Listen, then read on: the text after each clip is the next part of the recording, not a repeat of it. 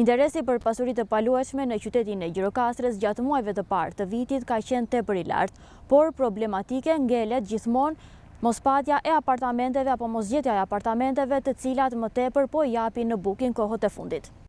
Kërkesa për apartamente me qira po vjen duke u rritur nga viti në vit. Agjentët e pasurive të paluajtshme thonë se kjo periudhë ka qenë paksa në krizë pasi shumica e apartamenteve jepen në booking dhe Airbnb, ndërkohë që çmimet kanë lëviz me një rritje prej 10 deri në 15%. Apartamentet me qira pothuajse nuk kemi patur fare, ka qenë shumë krizë në kuptimin për arsye sepse këto apartamente janë të gjitha në booking dhe Airbnb, por që qyteti ka kërkesat e veta, qoftë për zonën muzeale, qoftë për lagjen 18 shtatori. Ndërkohë që interes ka patur edhe për shitje nga individ vendas dhe të huaj, kryesisht në pjesën muzeale të qytetit, por pjesa më e madhe e shtëpive janë shitur, duke bërë të pamundur gjetjen e ambienteve të lira.